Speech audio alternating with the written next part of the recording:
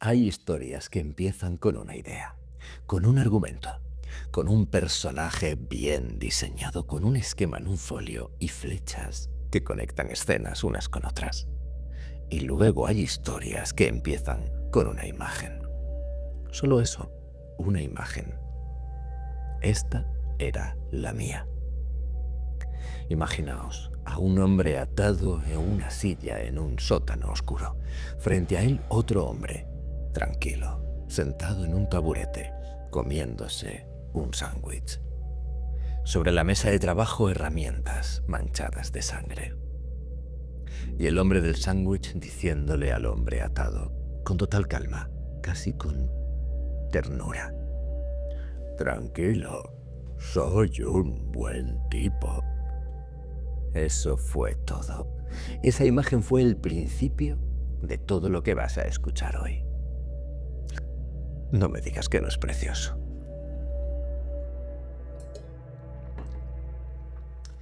Soy Marque Resoto. Si me conoces de este canal, sabes que lo que hago aquí es narrar. Dar voz a historias que llevan décadas esperando ser escuchadas. Stevenson, Lovecraft, Poe, Becker. Escritores que construyeron mundos enteros con palabras y que merecen ser narrados por una voz humana, no por una máquina, no por una inteligencia artificial. Una voz que los viva y que transmita esa vida a los oyentes. Pero hoy es diferente. Hoy no voy a narrar a otro autor. Hoy voy a narrar una historia mía. Un buen tipo es un relato que escribí hace años. Y antes de que empieces a escucharlo, quiero contarte cómo nació. Porque creo que esa historia, es decir, la historia dentro de la historia, te va a ayudar a entenderlo mejor y a disfrutarlo mejor. Y puede que también te ayude a entenderme un poco a mí. Así que si tienes entre 10 y 15 minutos antes de que empiece el relato, quédate, porque va a merecer la pena. Veréis, Stephen King tiene un libro que se llama Mientras escribo. No es una novela de terror, es un libro mitad autobiografía y mitad manual de escritura. Posiblemente sea el libro más honesto que ha escrito y es uno de los que he leído yo que más honestos me han parecido acerca de lo que significa crear una historia. Hay una parte en ese libro que me marcó especialmente. King dice que las historias no se inventan, se encuentran. En una entrevista para el New Yorker, cuando le dije al entrevistador que para mí las historias eran objetos hallados, como los fósiles del suelo, me contestó que no se lo creía. Yo repuse que, bueno, que me conformaba con que se creyese que lo creía yo. Y es verdad. Las historias no son camisetas de una tienda de souvenirs, ni Game Boys. Son reliquias, fragmentos de un mundo preexistente que no ha salido a la luz. El trabajo del escritor es usar las herramientas de su caja para desenterrarlas lo más intactas que se pueda. A veces aparece un fósil pequeño, una simple concha. Otras es enorme, un Tyrannosaurus Rex con todo el costillar y la dentadura. Tanto da que salga un cuento o un armatoste de 1000 páginas, porque en lo fundamental, las técnicas de excavación son las mismas. Es decir, que el trabajo del escritor no es construir algo de la nada, sino excavar, limpiar el polvo, sacar a la luz lo que ya estaba ahí, enterrado, esperando. Cuando leí esas palabras pensé, sí, tienes toda la razón. Porque la imagen del hombre atado en el sótano, del captor con su sándwich, de las herramientas manchadas, esa imagen no la inventé. Me llegó, como llegan los sueños, como te asaltan de repente los recuerdos que te gustaría olvidar de una maldita vez. Y mi trabajo fue simplemente no ignorarla, quedarme con ella, preguntarle qué quería y empezar a excavar. ¿Quién era ese hombre atado? ¿Cómo había llegado hasta allí? ¿Dónde estaba ese sótano? ¿Quién era el otro tipo? ¿Por qué comía tan tranquilo junto a un juego de herramientas ensangrentadas mientras repetía que era un buen tipo? ¿Por qué demonios se había aparecido en mi imaginación con aquel rostro? que identifiqué al instante como el replicante Leon Kowalski de Blade Runner. Next subject, Kowalski Leon. ¿Significaba eso que mi personaje no pasaría el test de Voight-Kampff? Is that part of the test? Las respuestas a esas preguntas son el relato que estás a punto de escuchar. Era el año 2010. Estaba convaleciente después de una operación nada grave. Una de esas operaciones que te dejan en casa, aburrido, de baja, con curas diarias. Demasiado tiempo y demasiado silencio. Por entonces yo era socio fundador de la Asociación Nocte de Escritores de Terror, junto con otros grandísimos escritores de género como David Hasso o Santiago Eximeno. La Asociación Nocte estaba trabajando por entonces en la idea de una antología, un proyecto colectivo donde varios autores íbamos a compartir un universo ficticio. Y ese universo giraba alrededor de un lugar, un museo del terror. No un museo cualquiera. Un museo donde las piezas expuestas contaban una historia macabra y los objetos cargaban con el peso de lo que habían presenciado. Cada autor tendría libertad para crear sus propios personajes, sus propias tramas, pero todas las historias deberían estar conectadas. Y todas compartirían ese espacio, ese museo. Bueno, me subí al carro. Así que ahí estaba yo, en casa, con tiempo libre y la cabeza llena de aquella imagen del hombre en el sótano. Escribí un buen tipo en 2 días. Eso sí, debo decir que en aquella época yo escribía con brújula, sin mapa. Si no conocéis la diferencia entre escritores de brújula y escritores de mapa, decídmelo en los comentarios, y si veo que hay interés en el tema, pues preparo un vídeo explicando las diferencias, ¿vale? La cuestión es que yo por entonces escribía sin esquema previo, sin saber muy bien a dónde iba. Empezaba con una imagen, en este caso la del sótano, y dejaba que los personajes fueran tomando sus propias decisiones. Yo me limitaba a seguirlos, a contar lo que hacían. Esto es algo que es muy divertido, no os voy a engañar, pero que también conlleva su riesgo, porque te expones a quedarte bloqueado con 300 páginas de novela sin saber hacia dónde demonios tirar. En fin, hoy en día, más mayor, disfruto de la planificación. Me gusta tener el esqueleto de la historia antes de escribir la carne. Pero entonces era diferente. Y hay algo en esa escritura instintiva, casi animal, casi automática, que creo que se nota en el texto. Para bien, pero ojo, también para mal. Bueno, antes de continuar tengo que hablaros de un libro. Tengo la sensación de que es lo único que hago aquí. Hablaros de libros y más libros. Cuando era adolescente y ya empezaba a escribir historias truculentas, me hice colega de un policía municipal de mi pueblo. Él me narraba alzamientos de cadáveres que llevaban días descomponiéndose en el monte antes de que los encontraran y todo tipo de casos reales espeluznantes que me ponían la piel de gallina. Pero me interesaban hasta no os podéis imaginar qué punto.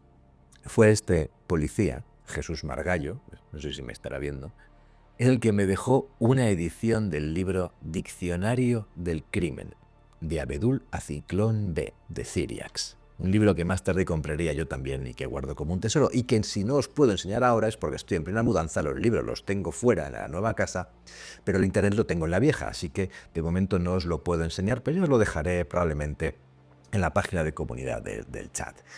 El caso, el libro es un catálogo de crímenes reales, casos documentados, con nombres, fechas, métodos, móviles, la cara más oculta de lo que el ser humano es capaz de hacerle a otro ser humano. Y todo ello narrado con un humor negro y macabro que ponía los pelos de punta. Había en ese libro un caso que me perturbó más que ningún otro, el caso de Jeffrey Dahmer. Hoy en día, todo quisque conoce en España, bueno, y en todo el mundo, a Jeffrey Dahmer. Por tener tiene hasta serie en Netflix, pero os estoy hablando de antes del 2000, antes del euro, antes de los móviles y casi antes de Internet. Descubrí su historia en aquel diccionario del crimen y se me quedó grabada en algún lugar de la memoria. Si no sabes quién era Jeffrey Dahmer, no te preocupes porque te lo contaré en la historia. Ahora mismo no quiero desviarme demasiado. Lo que necesitas saber para entender este relato es lo siguiente. Dahmer no era un monstruo de aspecto amenazador, era un hombre normal, tranquilo, un vecino simpático, un buen tipo, dirían los que lo conocían. Supongo que eso se me quedó grabado. Hasta que en 2010 escribió el relato que vas a escuchar cuando termine de darte la chapa aquí. Porque esa paradoja, la del monstruo que sonríe, la del depredador que te contempla impertérrito mientras mordisquea un sándwich, es el corazón de este relato. A ver, no es que sea una adaptación del caso de Jeffrey Dahmer, no tiene nada que ver directamente, pero bueno, la relación ya la descubrirás tú mismo al escuchar la historia, aunque tendrás que esperar a la segunda parte, eso sí. Hay otra cosa que también quiero contaros. Otro elemento nuclear de un buen tipo, la paternidad. La paternidad es un tema literario que me persigue como escritor. No sé muy bien por qué. Puede que porque sea la forma más intensa de amor que conozco, y el amor, cuando es intenso, pues también puede convertirse en la fuente de los miedos más profundos. En Largas noches de lluvia, otro relato mío, exploré la paternidad desde un ángulo determinado, lo que un padre puede llegar a hacer por sus hijos. En La sonrisa del reloj, otra historia breve mía, exploré el miedo no a tener hijos, sino a no estar a la altura, a hacerles daño de algún modo. En Un buen tipo los tiros van por otro lado, pero no voy a deciros cuál, porque no os quiero spoilear la historia, solo que es el opuesto exacto a todos los casos anteriores. Y eso fue deliberado. Quería ver hasta dónde podía llevar ese tema si lo giraba 180 grados, si unía a un hombre con miedo a la paternidad y al compromiso y a alguien con el deseo irrefrenable de encontrar un padre. De eso es de lo que va esta historia, y es lo que creo yo hace que el relato sea algo más que un típico thriller de sótano. Debajo de la sangre, y hay sangre, hay una pregunta sobre qué es un padre. ¿En qué se convierte un padre? ¿Qué es proteger? ¿Hasta dónde llega el amor antes de convertirse en algo irreconocible? De convertirnos en algo irreconocible. Ahora vamos a la parte práctica y necesaria. Este relato no es Lovecraft, no es Stevenson. No vais a encontrar aquí ni el barroquismo del horror de Dunwich ni la elegancia de la Isla del Tesoro. Un buen tipo es una historia cruda, con personajes crudos, y eso significa, entre otras cosas, que el lenguaje es el que es. Algunos personajes hablan de una manera que no es precisamente literaria. Hay palabrotas, ¿vale? Los personajes hablan de un modo que no os voy a suavizar, porque suavizarlo sería traicionarlos. También hay violencia. No es gore, no me interesa la violencia por la violencia, pero hay momentos en este relato que sí son espeluznantes, que son incómodos, viscerales. Os lo digo porque creo que merece la pena saberlo antes de empezar. Si estáis buscando algo suave para escuchar antes de dormir, quizá esta no sea la historia ideal. Pero si estáis dispuestos a acompañar a Enrique en lo que le ocurre, os prometo que no os vais a aburrir. No es mi mejor historia, os lo digo con total sinceridad, ¿vale? He escrito cosas de las que me siento más orgulloso, pero le tengo un cariño especial. Quizá porque la escribí en 2 días de convalecencia, con fiebre y tiempo libre y una imagen que no me dejaba conciliar el sueño. Quizá porque fue la primera vez que un personaje mío, y no me refiero a Lucio precisamente, me sorprendió de verdad, que hizo algo que yo no esperaba que hiciera. Eso es lo mejor que puede pasarte como escritor, que tus personajes te sorprendan, que te demuestren que están vivos. Un buen tipo está dividido en 2 partes. Lo que vais a escuchar ahora es la primera. El relato completo dura algo más de 2 horas, y si al final de esta primera parte queréis seguir, y creo que vais a querer, encontraréis el enlace a la segunda directamente aquí. Y ahora, sin más preámbulo, con voz humana como debe ser, esto es un buen tipo. Te recomiendo que escuches el relato con atención y que te suscribas. Y le des a la campanita, porque no ibas a hacerlo. A fin de cuentas, nos conocemos ya. Sabes de sobra que soy un buen tipo.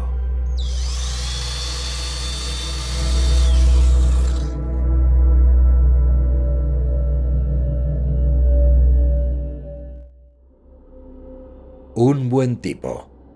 Un relato de terror de Mark R. Soto. Primera parte.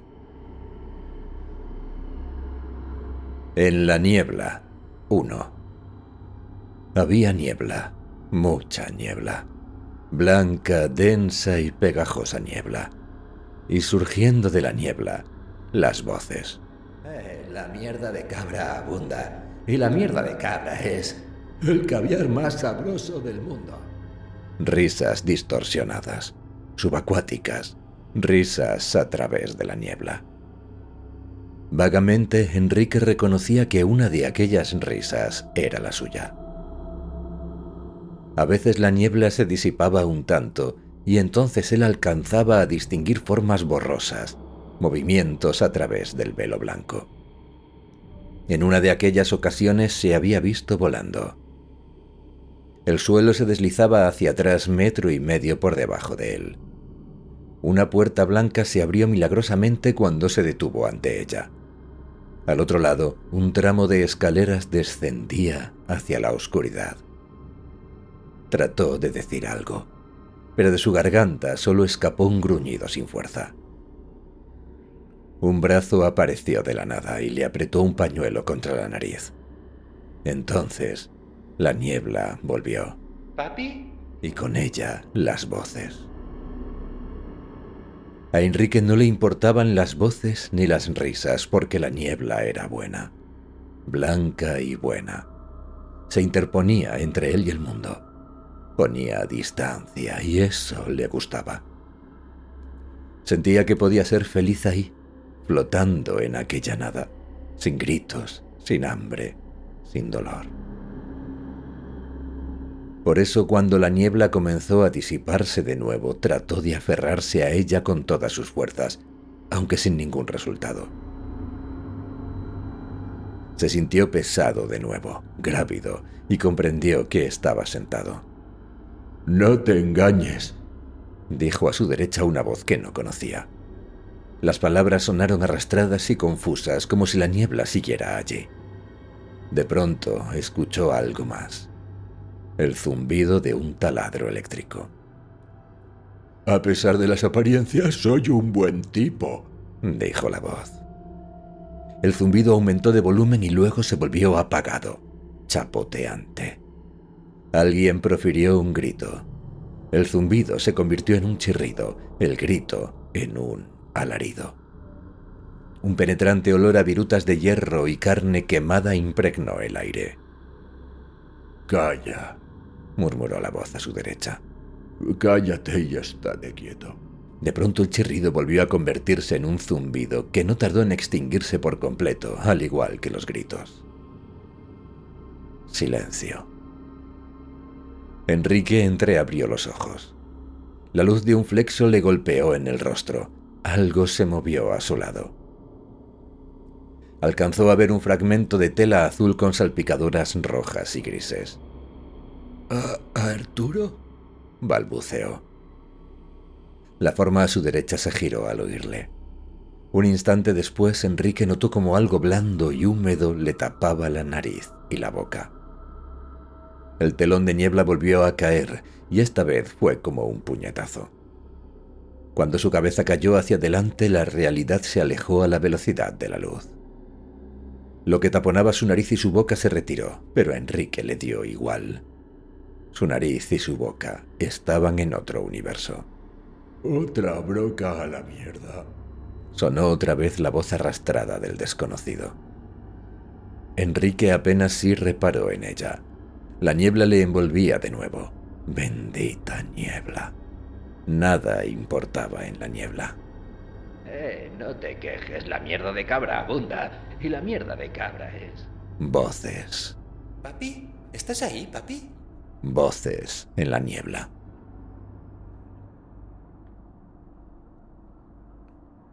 Una proposición que no podrás rechazar. Arturo se había presentado en su casa hacía una semana, a pesar de que en la última conversación que habían mantenido 4 meses atrás en la sala de visitas de la prisión provincial, Enrique le había dicho que no quería volver a saber nada de él. ¿Qué coño haces aquí?, dijo Enrique, apoyado en la jamba de la puerta, pretendiendo aparentar más dignidad de la que sentía. El timbre le había sorprendido durante la siesta, y solo había podido ponerse una bata sobre los calzoncillos antes de abrir. Frente a él, Arturo se presentaba tan impecable como siempre. Chaquetón 3/4, pantalón con la raya perfectamente planchada, camisa y zapatos brillantes. A primera vista parecía un agente de seguros o un vendedor de enciclopedias a domicilio, pero no era necesario fijarse demasiado para descubrir que el chaquetón lucía varios remiendos, que el cuello de la camisa estaba sucio y que la suela de uno de los zapatos tenía la desagradable costumbre de despegarse y colgar como la lengua de un perro al caminar. Arturo esbozó una sonrisa de dientes desiguales cuando comprendió que Enrique no se iba a hacer a un lado. Joder, Quique, que soy yo. Enrique se mantuvo inmóvil bajo el dintel de la puerta del contenedor habilitado como vivienda en el que María y él vivían desde que salió de prisión. Frente a él se extendía una zona de hierba agonizante y restos oxidados de motores y lavadoras, en el que destacaba el Ford Orión que Arturo había robado aquella semana y que había dejado aparcado en un lateral del camino de tierra seca. Más allá, la valla metálica de 3 metros de altura que seguía el recorrido de la autovía de circunvalación. Y al otro lado, la ciudad.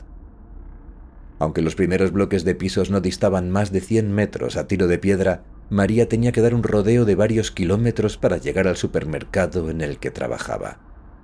Tan cerca, tan lejos. Oye, da igual, mira, dijo Arturo, llevándose una mano al bolsillo del abrigo y sacando de su interior una botella. Yo invito. ¿Qué me dices, Guiñó un ojo. Enrique, a su pesar, se inclinó para leer la etiqueta de la botella. Dick. Soltó una risa entre dientes. Ese era Arturo. El hombre en que las malas ideas y el mal whisky siempre iban de la mano. Si me vas a decir que no te gusta, ya te puedes ir a tomar por culo, que me la bebo con otro, dijo Arturo con su mejor sonrisa de vendedor de seguros en horas bajas. La mierda de cabra como tú abunda, y la mierda de cabra es... el caviar más sabroso del mundo, terminó Enrique por él, y ambos se echaron a reír igual que en los viejos tiempos. Enrique echó un vistazo a su reloj de pulsera. María no volvería hasta pasadas las 9 de la noche, y no eran aún las 4:10. «Ay, pasa, anda», dijo haciéndose a un lado, consciente de que estaba a punto de meterse en un lío, pero incapaz de hacer nada para evitarlo. A fin de cuentas, así había sido su vida hasta entonces, un dejarse llevar por la corriente. Sin la corriente no era nadie. Los últimos años la corriente había sido Arturo, pero antes lo había sido Julián, y antes de Julián, Enrique aún se estremecía al recordarla. Sus ojos de gata, su melena rubia, su absoluto desprecio por todo lo que no fuera ella misma, pero, madre de Dios, qué manera de follar. Samantha. Ni siquiera sabía si aquel era su auténtico nombre. Se habían conocido en un bar de los suburbios y durante 2 años habían vagado juntos por el país, cambiando de nombre con la misma frecuencia con que cambiaban de ciudad, dejando tras de sí una estela de robos de poca monta y habitaciones de hotel destrozadas. Habían sido buenos tiempos, al menos hasta que Samantha comenzó a considerar cada vez más seriamente que la evolución lógica de aquellos atracos sin importancia era el lucrativo negocio de los secuestros express. Bebés, si era posible.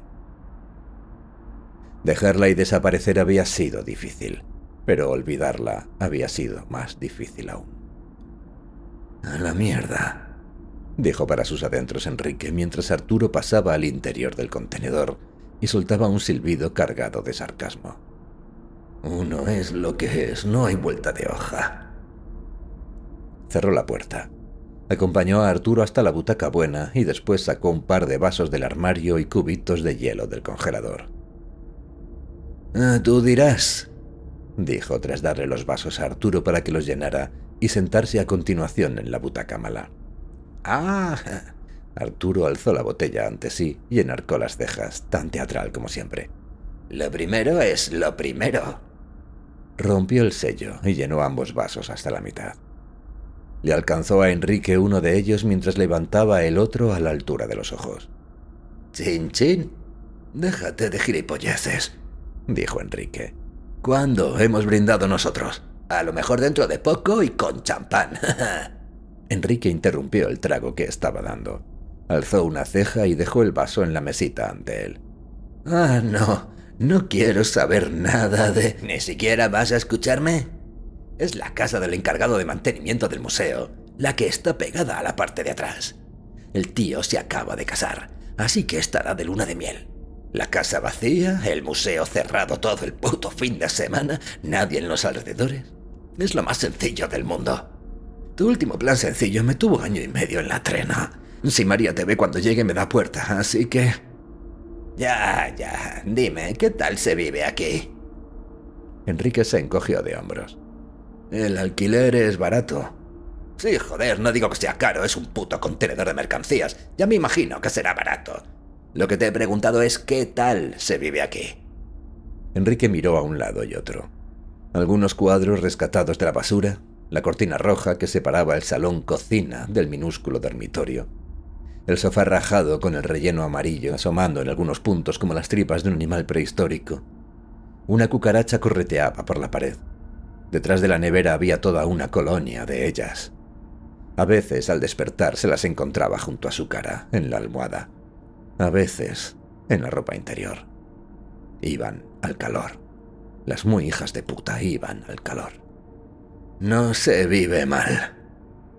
Arturo soltó una risotada. «Deberías verte el careto. A mí no tienes que engañarme, hombre, que yo no soy tu madre. ¿Qué pensarías si te dijera que sé de buena tinta que ese idiota tiene varios millones escondidos en casa? De euros, ¿eh? Ojo, que hablo de euros, no de pesetas.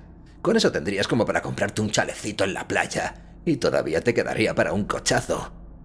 «Ah, pues que le aproveche». «Sí, te digo que el tío es medio retrasado. Si no nos lo llevamos nosotros, se lo llevará otro. U otra. ¿Me has oído cuando te he dicho que se acaba de casar?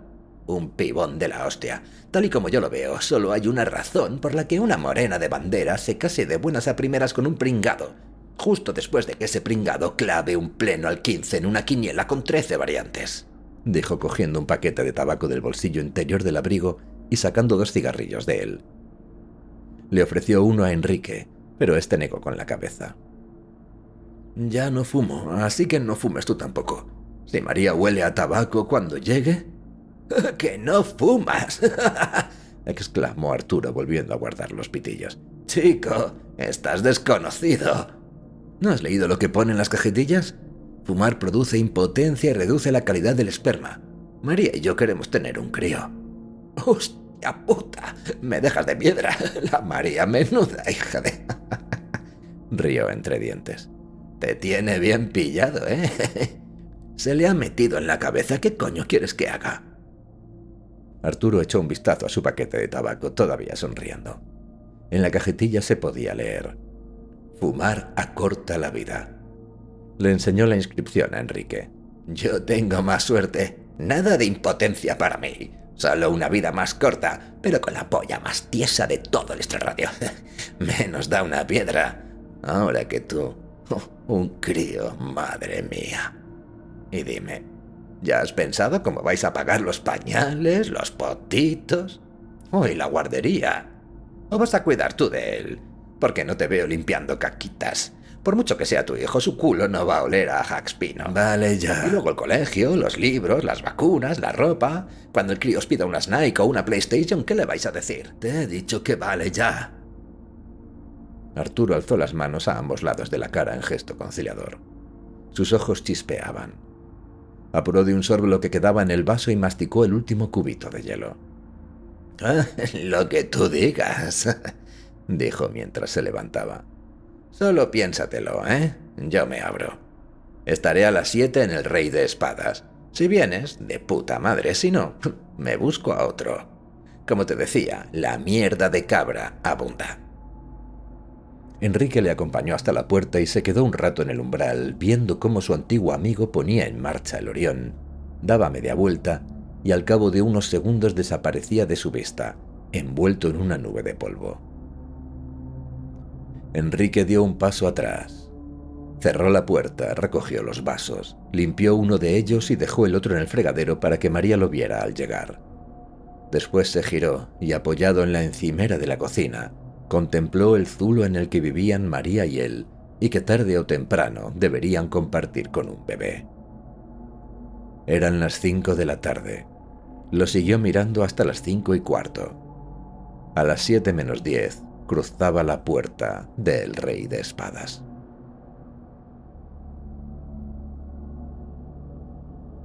Un buen tipo. Pero eso fue entonces. Ahora, una semana después, la niebla se estaba disipando. Las voces fueron amortiguándose hasta desaparecer, y con ellas la paz que las acompañaba.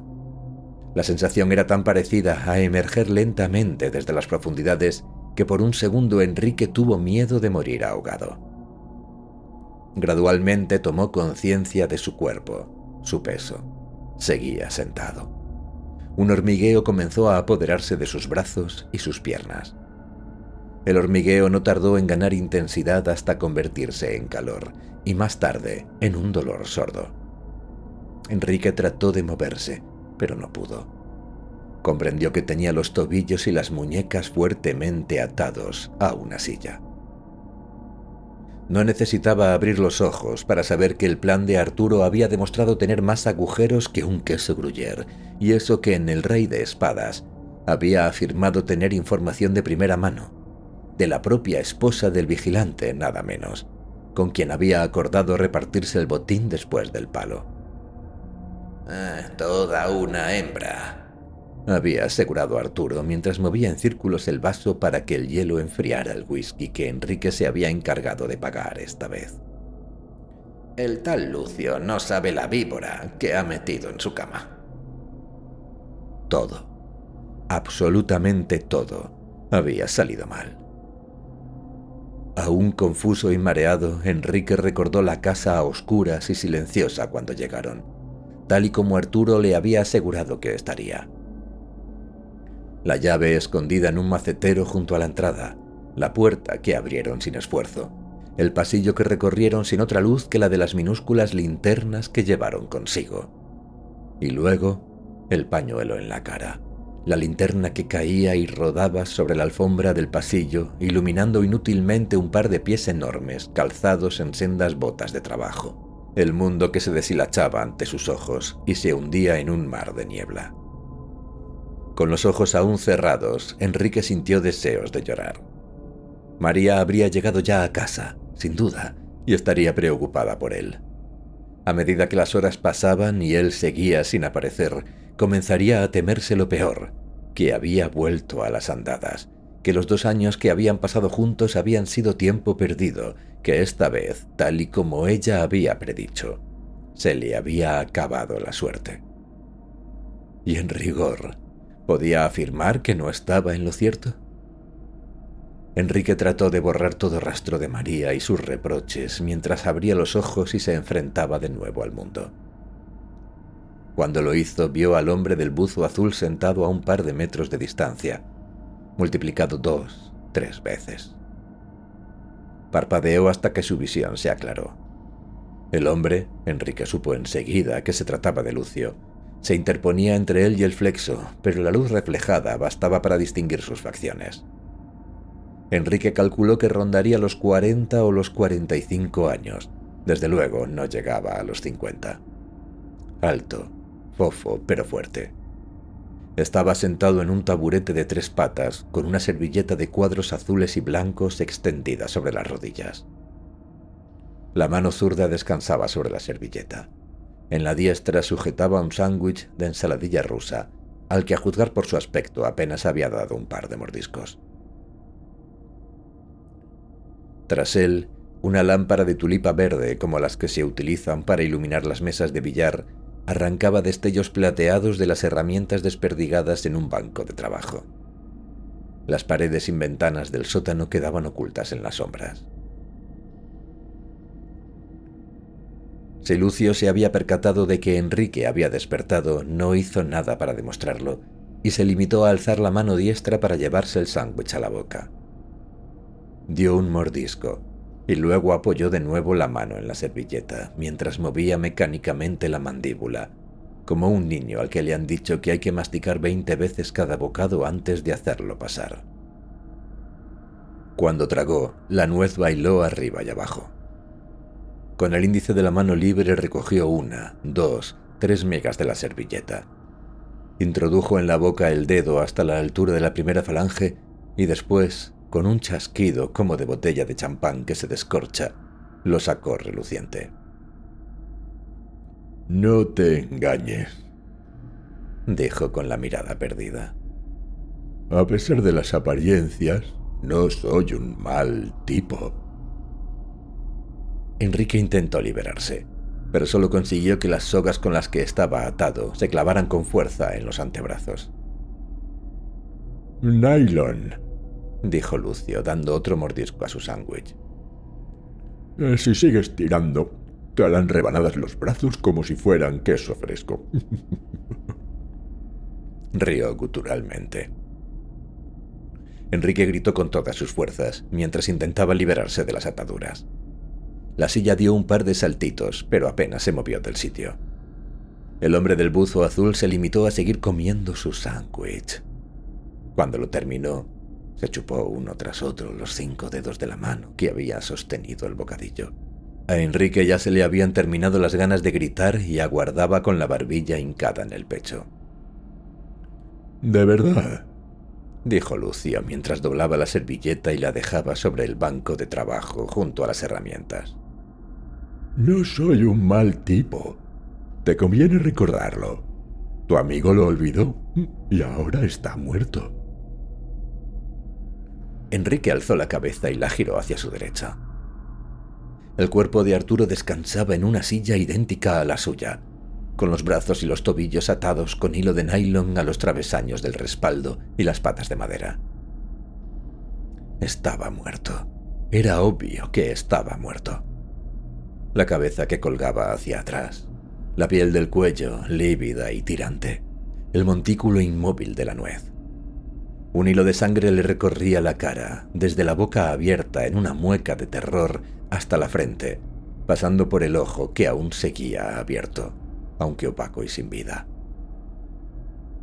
En la frente, la piel quemada y desgarrada dejaba a la vista parte del hueso frontal, del que sobresalían 3 centímetros de broca de acero. Enrique volvió a gritar en petición de ayuda. «Gritar no servirá de nada», murmuró Lucio. «El museo está cerrado y aunque no fuera así, el sótano está muy bien... ¿cómo se dice?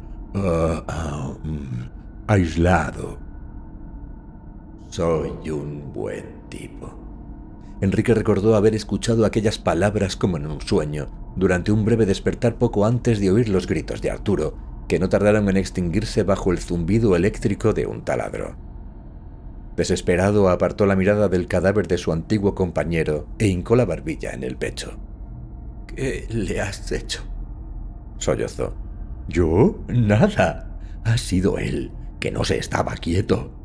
Si hubiera sido un gatito bueno», negó con la cabeza, súbitamente entristecido, y chasqueó la lengua. «Pero se movió y rompió la última broca para madera que me quedaba. ¿Qué te parece a ti eso?». Lucio se levantó y eclipsó la luz. Enrique calculó que mediría más de 1,90 m. Su espalda parecía no tener fin. Enrique recordaba haber visto en su infancia furgones de reparto más pequeños que Lucio, pero solo unos pocos. No sé si una broca de vidia servirá igual. Habrá que arriesgarse». Enrique tiró de los brazos una vez más, pero solo logró que las cuerdas se clavaran en la carne. Algo caliente resbaló por sus dedos. Sangre. Dejó de hacer presión. Lucio había estado en lo cierto. Si seguía tirando solo conseguiría que el nylon le hiciera rebanadas. Como queso fresco, recordó con un escalofrío. Como si fuera queso fresco. Lucio le dio la espalda y caminó hasta el banco de trabajo. Una vez allí, revolvió entre varios tarros de cristal llenos de clavos, tacos de plástico, tornillos, hasta dar con la broca. La alzó ante sí y la contempló a la luz como contemplaría un practicante su jeringuilla. Después la ajustó en el taladro, pulsó el gatillo 2 veces y asintió con satisfacción al ver cómo giraba. Enrique se estremeció. No me... La voz murió en sus labios. Se obligó a tragar saliva antes de continuar. No me mates. No íbamos a haceros nada. Pensábamos que estabais de luna de miel, por el amor de Dios. Lucio giró la cabeza y le miró. La sorpresa brillaba en sus grandes ojos redondos. ¿Matarte? No quiero matarte. ¡Qué tontería! ¿Para qué iba a querer matarte yo? Eso solo trae a... complicaciones. Eso es, complicaciones. Entonces, ¿qué? No es por mí. Es por mi esposa. Está tan ajetreada. Tiene tantos quehaceres. La colada, la limpieza, cuidarnos, a mí y a la niña. Necesita a alguien que la... ayude, ¿entiendes? Y algo más, claro. Añadió con un destello de picardía en sus ojos saltones. Pero eso no te lo puedo contar todavía, ¿verdad? Volvió a pulsar el gatillo del taladro. La broca bailó a la luz de la tulipa verde. Lucio la contempló con aire dubitativo. No sé si servirá, pero ¿qué remedio queda?, murmuró. Enrique hincó de nuevo la barbilla en el pecho y sollozó. Estás loco, joder, loco de remate. Lucio se detuvo ante él con el taladro alzado sin decir nada, como si sopesara con mucho cuidado las palabras de su prisionero. Al cabo de unos segundos, sus labios se curvaron en una sonrisa cándida y sincera. Sí, respondió dulcemente, acercándose a él todavía con aquella sonrisa pintada en su boca y sus ojos azul cobalto. La verdad es que sí. Soy un loco. Tienes razón. Un loco enamorado. Enrique no se movió cuando sintió la mano de Lucio en su hombro. Las lágrimas le rodaban por las mejillas. Un loco enamorado. Suspiró Lucio, cogiéndole del pelo y obligándole a alzar la cabeza. Con los ojos desmesuradamente abiertos, Enrique pudo ver el taladro en la mano diestra de Lucio, todavía a casi medio metro de su rostro. Un Black & Decker verde con salpicaduras de sangre en la carcasa de plástico. Y ahora, quieto. Lucio alzó la mano en la que sostenía el taladro. El motor eléctrico zumbaba. La broca giraba enloquecida. Enrique gritó y trató de apartar la cabeza, pero Lucio tiró aún con más fuerza del pelo y el grito de Enrique se convirtió en un aullido de dolor. Sintió en sus labios el remolino de aire que producía la broca al girar. Tensó los brazos y el nylon, esta vez sí, sajó la carne. La sangre discurrió por sus muñecas hasta las manos y de allí goteó hasta el suelo. Sonó un crujido de madera a su espalda y por un instante Enrique concibió esperanzas de que el respaldo se resquebrajara, pero el crujido no se repitió. Los brazos seguían atados. Lucio acercó el taladro a su rostro. Enrique podía ver ahora la broca a la perfección. Apuntaba directamente hacia su ojo derecho. El extremo era un círculo diminuto y borroso. El nudillo del dedo que apretaba el gatillo del taladro estaba blanco por la presión. El cable que salía del extremo del mango tenso como una cuerda de guitarra. El taladro ascendió hasta desaparecer de su campo de visión, y entonces, de pronto, el zumbido se extinguió.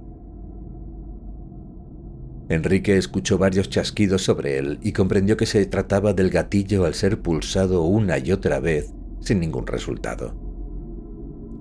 La mano que aprisionaba su cabello se relajó y Lucio se retiró unos centímetros. La cabeza de Enrique saltó hacia adelante. El corazón galopaba en su pecho como un caballo desbocado. En el último momento había perdido el control de la vejiga y ahora sentía cómo el pantalón vaquero se le pegaba, húmedo y caliente, al interior de los muslos. Sus brazos ardían de dolor. Miró a su derecha, hacia Arturo, que yacía inmóvil en su silla, con la broca sobresaliendo de su frente como el asta truncada de un unicornio, y vio el cable del taladro que yacía flácido sobre su regazo. Siguió su recorrido con la mirada hasta encontrar el enchufe vacío en la pared. La clavija descansaba en el hormigón, a algunos centímetros de distancia. «Claro», murmuró Lucio con voz monocorde. «Qué tonto soy. Tú estás más lejos». Una voz infantil sonó a su espalda, tras la puerta del sótano. «¿Papi? ¿Estás ahí abajo, papi?» Lucio se giró sosteniendo el taladro en la mano, y Enrique, contemplando todavía la broca enterrada en la frente de su amigo, comprendió que todavía le quedaba una oportunidad de sobrevivir. Quizá la última oportunidad. Entra Ángela. Su mente hervía. Si conseguía moverse a un lado y otro con suficiente fuerza, quizá la silla basculara. Si basculaba, quizá lograra hacerla caer sobre la silla de Arturo. Si tras el golpe ambas caían hacia el lado correcto, quizá pudiera hacerse con la broca enterrada en la frente de su amigo. Y si se hiciera con la broca, quizá fuera capaz de cortar con ella los hilos de nylon de sus muñecas. Sí. Quizá. Una cadena demasiado larga y demasiado improbable de síes y quizás, pero que representaba su única posibilidad de salir con vida de aquel sótano. En cualquier caso, no disponía de demasiado tiempo para ponerla en práctica. Lucio, tras dejar el taladro sobre el banco de trabajo, estaba caminando hacia la puerta del sótano. Enrique no sabía qué ocurriría cuando la abriera, cuánto tardaría en despachar al chiquillo o la chiquilla. Una niña, recordó. Dijo que la madre tenía que cuidar de la niña, que le llamaba desde el otro lado. De cuánto tiempo dispondría antes de que cerrara la puerta y decidiera acercar su silla hasta el enchufe, de modo que se movió tan rápidamente como pudo. Mordiéndose los labios para mitigar el dolor en los antebrazos, hizo bascular su torso a un lado y otro hasta que las patas de la silla comenzaron a despegarse del suelo. Ahí va el primer quizá, pensó. Primero las del lado izquierdo, después las del derecho. Al fondo, Lucio abrió la puerta. «Hola, cielo», dijo. «Ah, así que estabas aquí abajo», sonó la voz de la niña. «¿Y ese quién es?» Enrique tuvo tiempo de detenerse y tratar de parecer desesperado al ver que Lucio se giraba y le contemplaba desde la puerta. No necesitó esforzarse demasiado. «Un amigo», contestó Lucio. ¿Estáis jugando?» Sin esperar respuesta, la niña esquivó a Lucio y corrió hacia el centro del sótano con un gatazo persa entre los brazos. Se detuvo junto al banco de trabajo y contempló a Enrique desde allí. Tendría unos 7 años y era guapa como un ángel, con los ojos de un azul limpio y brillante y un delicioso hoyuelo en la barbilla. De la goma que sujetaba su cabello rubio y liso en una coleta, habían escapado un par de mechones que le caían a cada lado de la cara, acariciándole las mejillas. A Enrique le pareció ver algo familiar en sus rasgos, pero estaba claro que no era hija de Lucio. Los ojos de la niña se fijaron en él. «¿Cómo te llamas?», preguntó Enrique, tratando de esbozar algo parecido a una sonrisa. Una oportunidad inesperada se había presentado ante él. Más síes y quizás, podría decirse, y estaba dispuesto a aprovecharla, o al menos intentarlo. «¿Ángela?» «Hola, Ángela. Yo me llamo Enrique». «Hola», contestó alegremente la niña. El gato movió la cola de un lado a otro. Por lo demás, permaneció inmóvil. «¿Quieres jugar con nosotros?» Ángela le miró dubitativa. Lucio, tras ella, cruzó los brazos y frunció el ceño. «Es un juego...» Enrique trató de sonreír, pero de nuevo la sonrisa se deshizo en los labios. Sus siguientes palabras sonaron temblorosas. Es un juego muy chulo, pero para seguir hace falta que alguien llame por teléfono. ¿Quieres hacerlo tú? La niña no se movió. Enrique siguió hablando. Es el segundo nivel, la segunda fase del juego. Hay que llamar a un número súper fácil. 2 unos y luego un 2. ¿A qué es fácil? Y entonces explicas cómo es el juego y dónde vives. ¿Estás sangrando?, dijo la niña señalando el hormigón bajo la silla. ¿Qué va? No es sangre, solo es... Pero su voz se hizo añicos y Enrique rompió a llorar. Lucio no dejó que Ángela dijera nada más. Avanzó un par de pasos y se arrodilló frente a ella. Incluso de rodillas ocultó por completo el cuerpo de la niña. Ya está bien, déjate llorar, pensó Enrique tratando de controlarse. Tenías un plan, ¿verdad? Pues ahora no te ven, así que adelante con él. ¿Le estás haciendo daño, papi?, preguntó la niña detrás de Lucio. Enrique volvió a balancear el torso a un lado y otro, a un lado y otro. No, cariño, papi no le está haciendo daño. Papi le está haciendo bueno. Como a Félix. El gato soltó un maullido ronco al escuchar su nombre. Las patas de la silla comenzaron a despegarse del suelo en cada balanceo. Un poco más. La cuerda de nylon se hundía en sus antebrazos con mayor profundidad en cada balanceo. Enrique cerró los ojos y apretó con fuerza los párpados tratando de ignorar el dolor. Queso fresco. No es tu brazo, es solo queso fresco. Eso es igual que a Félix, a que ahora se porta mucho mejor. La silla se inclinó hacia la izquierda y durante un segundo quedó en equilibrio sobre 2 patas, como si dudara entre caer o volver a su posición original. Enrique temió que cayera hacia aquel lado. Si lo hacía, todos sus esfuerzos habrían sido en vano. Inclinó el peso a la derecha y la silla comenzó a recuperar la verticalidad. Frente a él, Lucio y Ángela seguían hablando. ¿A que ya no araña? No. Ahora, exclamó Enrique para sus adentros cuando la silla volvió a balancearse, y esta vez trató de apoyar todo su peso en el lado derecho. La silla asentó las 4 patas en el hormigón y siguió inclinándose hacia la derecha. Las patas del lado izquierdo quedaron en el aire. La silla se detuvo en perfecto equilibrio y entonces comenzó a caer hacia el lado correcto. Chocó contra la silla de Arturo, que también se inclinó por efecto del golpe y ambas cayeron juntas al suelo como fichas de dominó. Durante un segundo interminable la visión de Enrique se nubló, pero pronto el sótano recobró nitidez a sus ojos. Sentía el hormigón frío y áspero contra el rostro. Había caído de medio lado, sobre el cadáver de Arturo, cuyas ataduras se habían roto en la caída. Los labios de su amigo, blandos y helados, le rozaban las yemas de los dedos. Frente a él todo había girado 90 grados. El banco de trabajo parecía colgar de una pared en la que él tuviera apoyada la mejilla. A través de las patas metálicas pudo ver el calzado de trabajo de Lucio y los zapatitos de charol de la niña.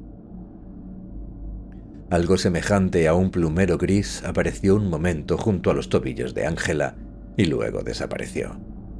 La cola del gato.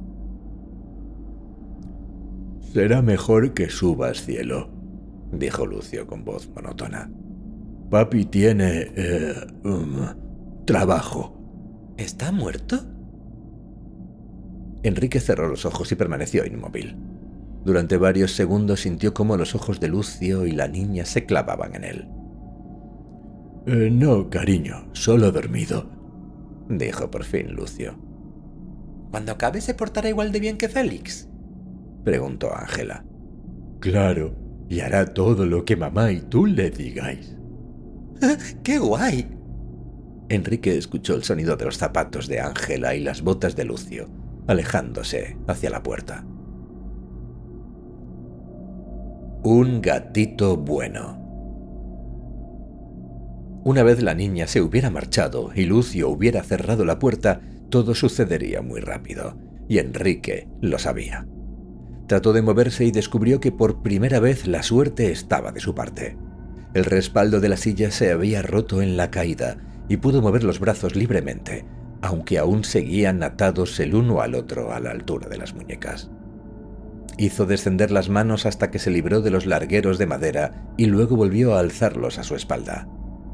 Al hacerlo, sus dedos tocaron otra vez los labios de Arturo, y aquel tacto íntimo y blando le provocó escalofríos.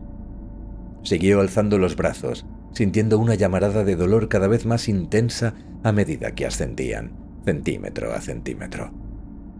Los dedos recorrieron el contorno de la nariz de su amigo, primero las aletas, luego el puente. Tanteó alrededor del entrecejo hasta que encontró la broca firmemente encajada en la frente de Arturo. Enrique tomó aire mientras Lucio se despedía de su hija y cerraba de nuevo la puerta del sótano. El extremo libre de la broca era muy pequeño. Tendría que ser cuidadoso.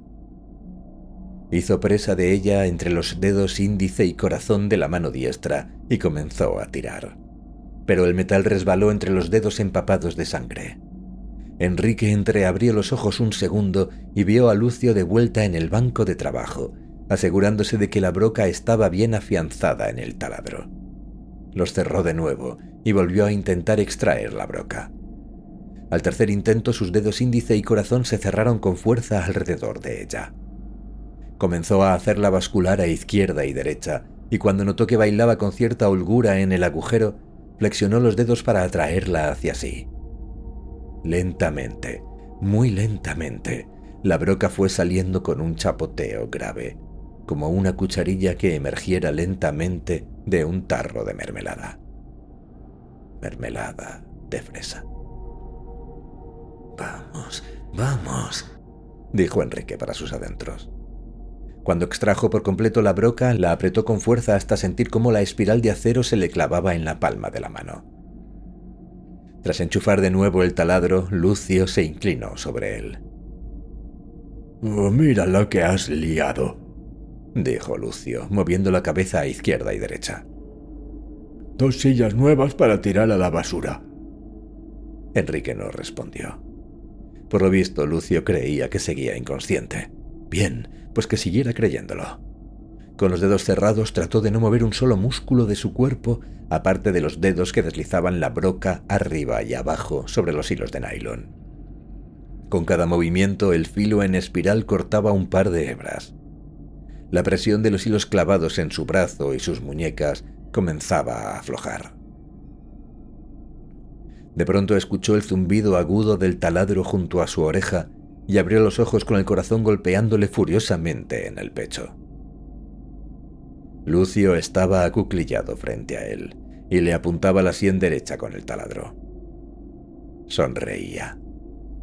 «Ya sabía yo que esto te haría despertar», dijo, apretando una vez más el gatillo del taladro junto a su sien, sin dejar de sonreír.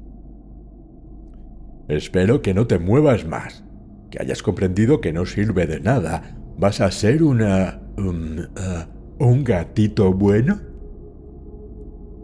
Enrique asintió con la cabeza como si le fuera la vida en ello, mientras enroscaba los dedos de la mano zurda, al fin liberada, alrededor del respaldo roto de la silla.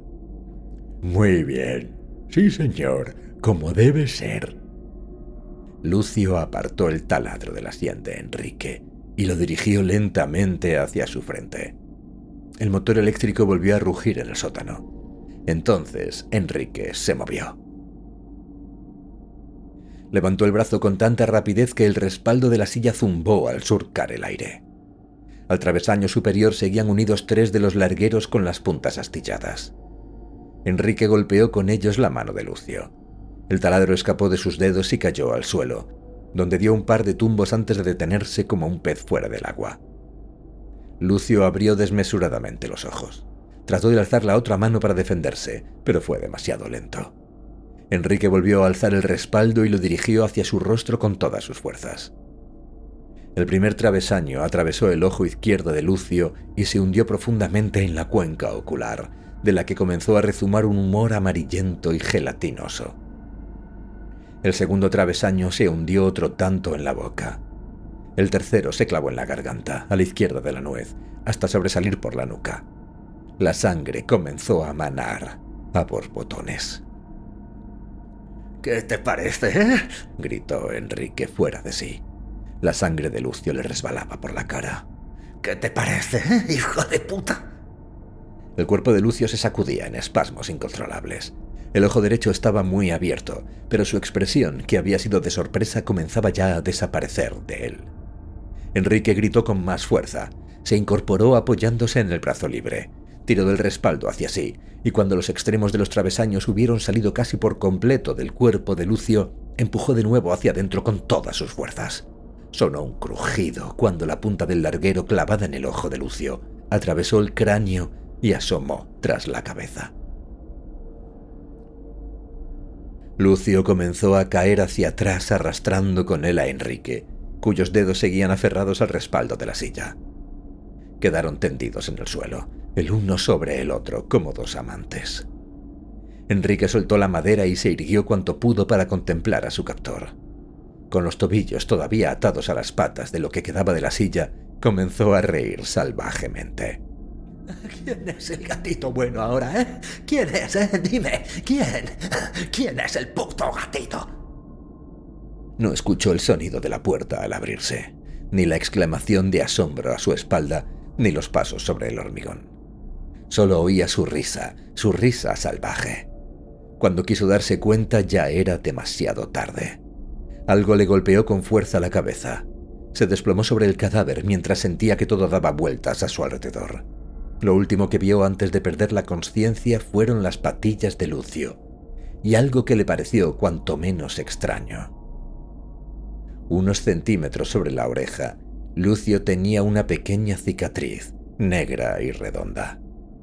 Sin embargo, su extrañeza no duró demasiado. El mundo pronto se volvió gris, y luego desapareció. La niebla había vuelto. Fin de la primera parte.